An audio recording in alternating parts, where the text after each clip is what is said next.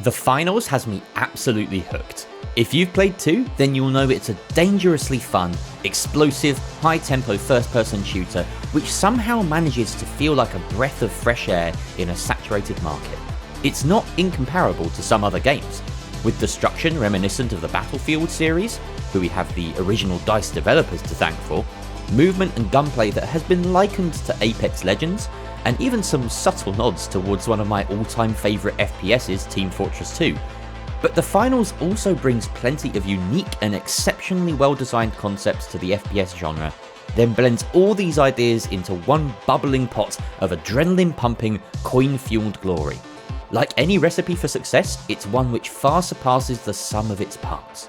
In case you are new to this channel, I've been a caster and occasional esports journalist primarily of Rainbow Six Siege for several years at this point, but I also watch a fair few other esports, speedrunners and traditional sports, so it didn't take long during the finals open beta for me, my friends, and seemingly many others to form the same question, and it's the very question I'll be exploring in this video.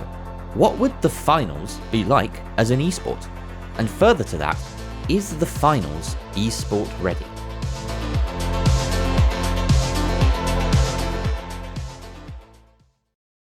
There are a few layers to this question, so I'll begin by unpacking it in stages. First, capability. Is the finals currently capable of supporting an esport? The simple answer is no. And there is one reason for that: custom games. More specifically, the absence of any custom games option within the current build of the game. It's actually a bit annoying for me personally. 3 stacking is really fun and easy to accomplish on any given night with friends, but I'd absolutely love to set up some 6 or 9 man stacks, even just for some casual games. It would be utter carnage. But back to the esports question. Currently, there's no way to get any particular set of teams into a lobby together to play. Only random skill-based matchmaking with unknown people around your part of the world. I'm sure custom games are on the agenda for Embark to implement, and once they are implemented, you can expect an esport community to erupt around this game. Unless Embark are feeling a bit Nintendo about things, there's nothing to stop people forming leagues, finding teams, and growing a fresh new scene. All it takes is custom games. So with that said, once the capability is present, then yes, technically, the finals will be ready for esports. But esport ready means a bit more than that. There are still questions. Is the game balanced enough for esports, or not? What rule sets and formats make the most sense? Is the game stable enough or too buggy? Short answer there is it's fine. Will it be entertaining? How well can it be understood from a viewer's perspective, both new and experienced? And where does the finals fit in to the grander scheme of esports? Again, I've given myself even more to unpack, so I'll start with balancing. Is the finals balanced enough for esports? Yes. That's not to say that the game is perfectly balanced, but show me one other esport or even one other game that is. Don't get me wrong, there are certainly balancing concerns within the game at present, in both casual and ranked. It would be foolish of me not to acknowledge at this time that some loadout options far eclipse others, to the point of there being the potential for a very stale metagame at the highest level, once lobbies are only full of pro-level players. Recon senses and healing, as well as defibrillators on mediums, and even the nerfed shields on heavies, remain no-brainer picks for the highest ranked lobbies. Supposedly. I'm not actually there myself. C4 barrels and breach charge barrels are surely far more powerful than intended. While I appreciate the creativity, it might be wise for Embark to consider removing the ability to attach deployables to throwable items. It would also get rid of all this bullshit. But despite all this, the overall experience of playing is a relatively well-balanced one, and most problems are far from irredeemable. Some might even say that the meta is healthy if Embark aim to encourage team-based gameplay. The basis of a perfectly balanced game is there, and the odd buff, nerf or tweak should be enough to set things right once a certain amount of high-tiered competitive play reveals any blatant outliers in terms of balance at either end of the spectrum. And I say perfectly balanced in inverted commas like that because, as most viewers will know, there will always be a metagame, and there will always be optimal picks, especially in a competitive shooter like the finals. Chasing some dream of a version of the finals where every option is equally viable is like looking at a game of chess and saying, we should nerf queens, queen's OP. A sniper rifle is a sniper rifle, and it will always occupy a very particular niche spot in the meta, and rarely be picked at a higher level, although I'm willing to be proven wrong on that. Fully automatic assault rifles will probably always be the more consistent and reliable option. For a game like this, that dynamic is absolutely fine, healthy, and most importantly, fun. Rule sets. This is where balancing begins to cross over with game settings and even into optimal viewing experience. It's also where things might get a little complicated, so strap in. I am personally of the view that, at its core, any competitive version of a sport or game should be as closely related to the casual experience as possible, without sacrificing competitive integrity. What do I mean by that? Well, let's say you play football for fun. You know the rules. There are 2 teams with a certain identical number of players on each side. You can kick the ball, and if it goes into the opponent's net, your team gets a goal worth 1 point. Formalise those rules slightly and get better players playing each other, and you end up with modern Football Association rules soccer. Ugh. There might be some necessary extra rules for balance, like the offside rule to stop players goal hanging or throw-ins if the ball goes out of play at the side, and yellow and red cards and penalties to stop 2 pints down Andy breaking every shin he sees.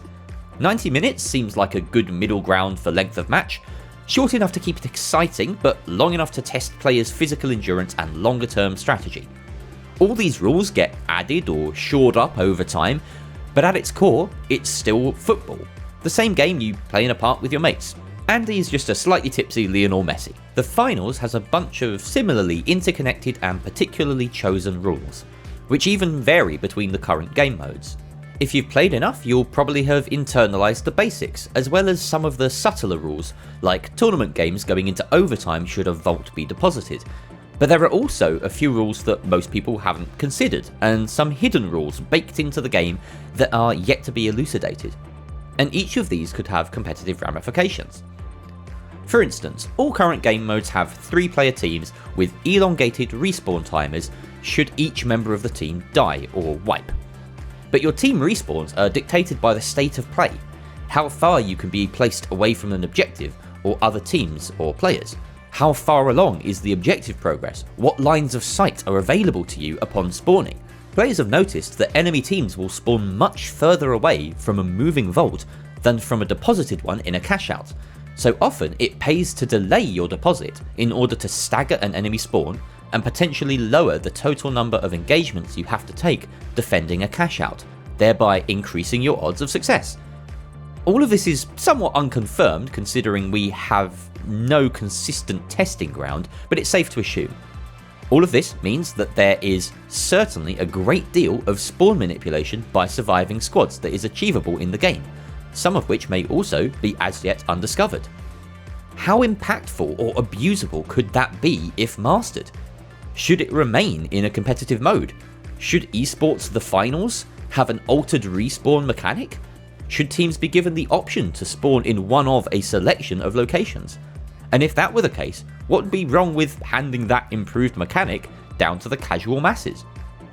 Ultimately, there is a discussion here to be had about whether mechanics such as respawns should have distinct differences between current versions within the playable game and any esport version of the finals. I could go on with similar examples regarding cash out steal timers, headshot multipliers, reserve weapon slots, and locking in specializations. And there's a whole discussion to be had about maps and the map modifiers, for instance moving platforms, as well as events like the Dead Go Boom, etc, etc. But you get the picture. The point I'm trying to make is that each of these settings, currently hidden from us, may be adjustable in any custom game option that we receive in the future. And some, like respawn locations perhaps, might simply not. Whatever the case may be, I'd like to reiterate the point that I made earlier, which is that I believe any esport of the finals should, for the benefit of the casual viewer, the invested elite, the potential consumer, and the eager to capitalize game creators, mirror the existing game. The finals as an esport for Lionel Messi or Faker or whoever should look, feel, and play like the finals that you, I, and 2 Pints Andy play. And that is not too outlandish a thing to say, I hope, for a few reasons. First, the game is currently pretty well competitively balanced, all things considered. But second, and perhaps more surprisingly, I believe that the current most popular casual game mode may be the most optimal basis for a potential esport. This is where I might get some flack from the tournament and ranked tournament mode lovers out there, because I'm about to make the case for quick cash. Now, don't get me wrong, there are aspects of tournament mode that I really do like. The monetary cost of wiping as a team, and limited solo respawns as an incentive to stick together, the fact that throughout a tournament you are locked into your initial choice of contestant and specialisation. Particularly, I love the increased depth of strategy that comes with having multiple objectives in play at one time. But it's actually that final point that concerns me the most, and it takes me neatly on to my next topic, and it's a big one. Watchability and accessibility. Sports are great, but you know what else is great? Rocket League. There's not a single esport I would rather try to introduce my dad to, despite the fact that I don't even care for it that much as an esport. I play the hell out of it, but I don't really watch it much. But it is so damn watchable because, much like most traditional team sports, there's a single point of focus at any given moment: the ball. The ball is the centre of gravity. The ball pulls you in, it demands attention. Its spherical beauty is unrivaled, and its presence eternal.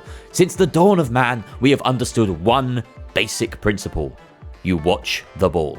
The finals has a ball, but it's not a ball, it's actually a cube. We fight for the cube, we run with the cube, we throw the cube, we catch the cube, we put the cube into a cuboid, we fight for the cube a bit more, then the cube evaporates into coins and another cube appears. Rinse and repeat until we run out of cubes. Or time. Time is also pretty important. Hello, Mr. Burns' office. Is it about my cube? The point is, in terms of watchability, the finals already has an excellent focal point to help mould the story of the game, to guide the uninitiated, and to anchor the chaos surrounding it. The humble vault with its six-sided simplicity is our flag, our football, our dumbass American hand egg. And sure, it's basically capture the flag plus king of the hill with some extra steps. We've had those since Quake apparently, but could you ever throw the flag in Quake? I don't really know actually, I can't be asked to do any more research. Anyway, you know what makes a sport harder to watch? Is if you have two balls.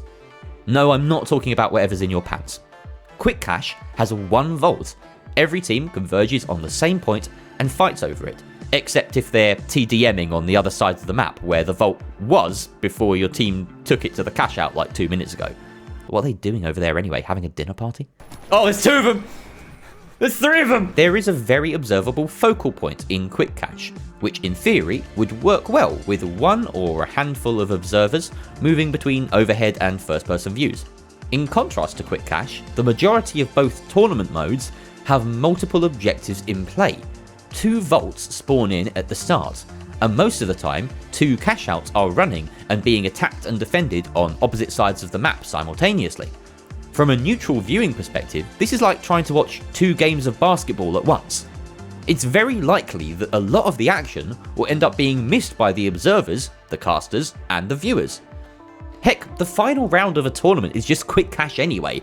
The devs said, to hell with all those rules about team wipes and respawn coins, it's objective-based play or bust. And it works. It might even work more convincingly or more excitingly with 3 teams in play as opposed to 2, just like in Quick Cash.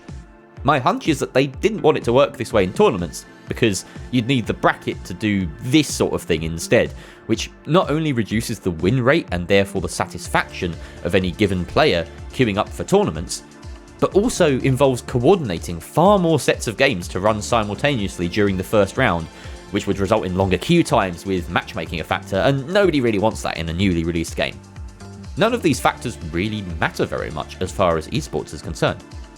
They instead needed a system in-game which produces distinct first, second, third and fourth place teams, which is why cash gain and loss for kills and deaths exists in the earlier rounds of a tournament. If you only need one winning team as opposed to 2, then the Quick Cash formula works perfectly. Admittedly, the tournament player experience of having multiple options to maneuver as a team, be it to avoid certain other squads, to take advantage of staggered cash-out timings, or make plays based on wiping other squads for that slim percentage gain and loss, is a brilliant layer of depth and excitement that Quick Cash simply does not have. But that's not to say that Quick Cash is absent of any unique strategy or depth, or even that tournament modes are inherently more competitive. Despite the relative simplicity of Quick Cash, I don't think it's possible to fully quantify the competitiveness of the two game modes against each other accurately enough to weigh one above the other. But it is certainly possible to quantify the simplicity and the viewability of each game mode. There is a reason that Quick Cash is the first and only thing you can play after the tutorial. Now, I'm not saying it's impossible to have a watchable esport with multiple objectives, or many gunfights going on at the same time. Multiple battle royales and arena shooters have thriving esports scenes, with watchable gameplay and plenty of nuance and depth. But near indisputably, the gold standard in terms of watchable and competitive gameplay for first-person shooter esports is CSGO, a very simple and singularly focused game, with a solid amount of depth around a very understandable and followable core. And if that's not enough to convince you, try the vast majority of team sports, and certainly the most viewed and beloved ones, which all follow that same principle, one ball. All of my suggestions that Quick Cash is the way to go is definitely counter to what is intended. The in-game video overview for tournaments market them as tournaments are the pinnacle of competitive play. Tournaments are clearly designed to be the model on which competitive play is based. But esports is as much about the viewing experience as it is about the playing one. It essentially functions as an advertisement for new players or potential consumers. If you make an esport difficult to watch, it will suffer. I've also banged on about the importance of mirroring the in-game experience with the competitive one, which admittedly would mean modelling esports competitions off the current in-game tournament mode. It also means that if I got my way and Quick Cash were the basis of a competitive esport, there would need to be some adjustments made to remove particularly chaotic random elements, such as certain arena events from the esport version, because you definitely want to keep those in casual playlists, and that would in turn create the separation from the main game, which is something I said I'd like to avoid. All of this hypothesizing is also only on paper, and I think it's most likely that the ranked tournament structure will be the mode used as the basis for an esport. So I'm very happy to be proven wrong once we do get custom games and the inevitable surge of competitions emerge. I'm curious to see whether Embark or independent tournament organisers and hubs come to the same conclusions I have, or whether they stick to what's there already. Lastly, before I move on, if you're sat there wondering, why hasn't this guy brought up Bankit during this discussion of the most competitive game modes, here is your average game-winning Bankit play.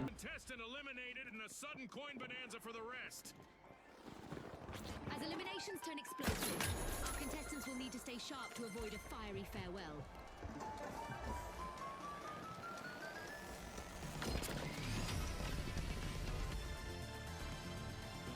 At the risk of being too dismissive, I think we can agree that Bankit is not the way to go. The current state of esports. This is definitely a topic for another time, and a whole video in itself, but it's one that someone far more knowledgeable on the topic than I am should make. I will touch on some points though. The fact is that the esport industry is not in the best shape right now as a whole, so any official tournaments and competitive ecosystems will of course need to be set up by Embark and any chosen tournament organisers or affiliates with extreme care. We have had plenty of cautionary tales in esports. Overwatch, Nintendo, more generally, a vast overinvestment and self-inflated sense of value which has blown up in the faces of numerous organisations and developers. It's worth acknowledging that the finals is enjoying a beautiful honeymoon period since launching, and capitalising on that boom with the announcement of some kind of professional league would be ideal. But temper your expectations as to the size and scale of what comes. I've always aimed to be the voice of reason on this channel. I'm hoping for the best personally, but preparing for something more modest and, most importantly, sustainable. That said, I couldn't be more hyped for whatever it is that could be just around the corner. I love esports and I love this game, so I'll be in the front row when it starts.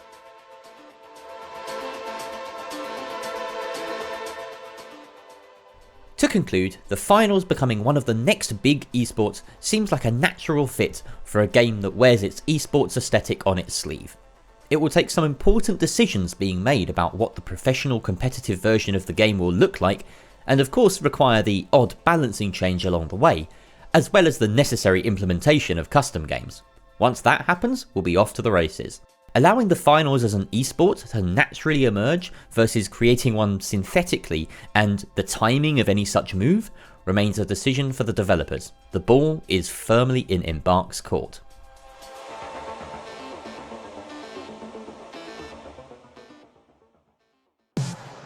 So that's that. Do bear in mind that of course all of this is just one guy's opinion, and I'd love to hear your thoughts in the comments. I hope you've enjoyed this video, and if you did, please leave it a like and consider subscribing. I plan to upload more content covering the finals like this in the future. I'll probably still be making the odd video about Rainbow Six Siege, so if you've been following the channel for a while, don't worry, I'm not abandoning R6. Anyway, thanks for watching, ta-ta for now.